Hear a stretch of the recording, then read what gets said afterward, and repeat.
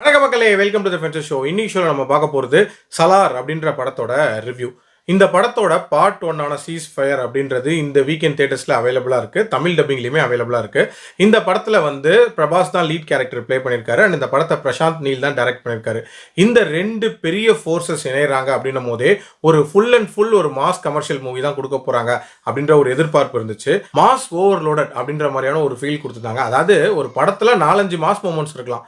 ஒரு படமே மாஸ் மூமெண்டா நிறைஞ்சதா இருந்தா எப்படி இருக்கும்? அந்த மாதிரியான ஒரு படம் தான் இந்த படம். இந்த படத்தோட ஹை லெவல் கதையை பொறுத்த வரைக்கும் பிரபாஸ் தன்னோட அம்மாவோட அசாம் பக்கத்துல இருக்கக்கூடிய ஒரு கிராமத்துல ரொம்ப பீஸ்ஃபுல்லான ஒரு லைஃப் வாழ்ந்துட்டு இருக்காரு.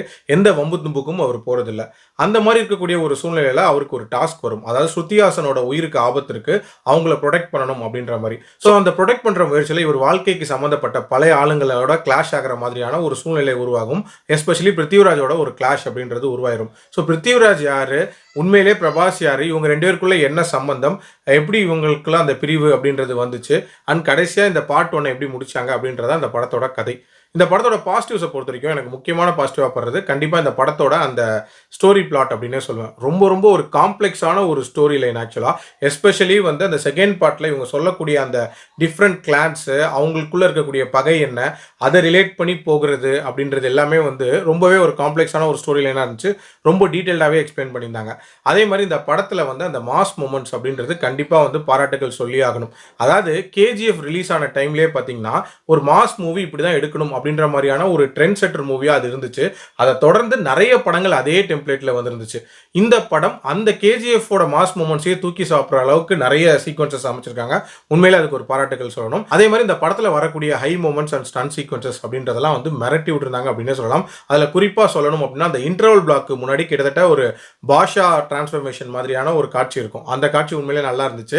ஆல்சோ அந்த கிளைமேக்ஸுக்கு முன்னாடி வரக்கூடிய ஒரு ஸ்டன் சீக்வன்ஸ் ஆக்சுவலா பிருத்திவிராஜும் இவரும் சேர்ந்து நிறைய பேரை போட்டு தள்ளுற மாதிரியான ஒரு காட்சி, அது எல்லாமே உண்மையிலே ரொம்ப நீட்டா படமாக்கப்பட்டிருந்துச்சு. ஆல்சோ பிரபாஸ் அண்ட் பிருத்திவிராஜ் இவங்க ரெண்டு பேரும் அவங்க பிசிக்கை மெயின்டைன் பண்ண விதம் அப்படின்றதுக்குமே ஒரு கிரெடிட்ஸ் கொடுத்தே ஆகணும். ஏன்னா இந்த மாதிரியான ஒரு மாஸ் மூவிக்கு அது ரொம்ப முக்கியமான ஃபேக்டர். ஏன்னா ஒருத்தர் இவ்வளவு பேரை அடிக்கிறாங்க அப்படின்ற மாதிரியான காட்சிகள் இருக்கு. அதை நம்புற மாதிரி இருந்ததுக்கு காரணம் இவங்களோட அந்த பிசிக் அப்படின்னே சொல்லுவேன். அதே மாதிரி இந்த படத்துல அந்த பார்ட் 2ல நீங்க என்ன எக்ஸ்பெக்ட் பண்ணலாம் அப்படின்ற அந்த லீடுமே ரொம்ப நீட்டா கன்வே பண்ணப்பட்டிருந்துச்சு. ஓவரால் மேக்கிங் வைஸ் ஒரு தரமான படமா தான் இந்த படம் இருந்துச்சு.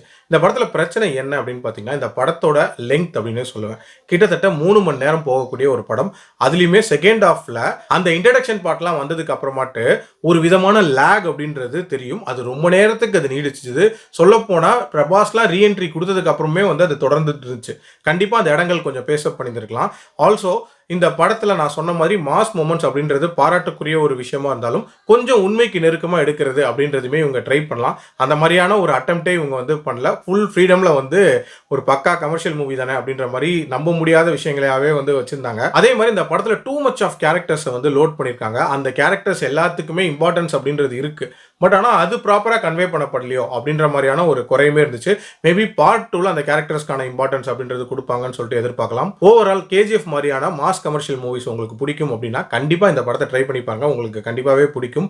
ஒருவேளை அந்த மாதிரியான விஷயங்கள் எனக்கு பிடிக்கவே பிடிக்காது அப்படின்னா இந்த படத்தை நீங்கள் ஸ்கிப் பண்ணிக்கலாம். பட் என்னோட ரேட்டிங் இந்த படத்துக்கு 3.2 அவுட் ஆஃப் 5.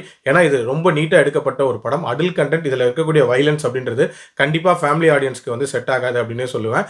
மீண்டும் அடுத்த விமர்சனத்தில் சந்திக்கிறேன். நன்றி, வணக்கம்.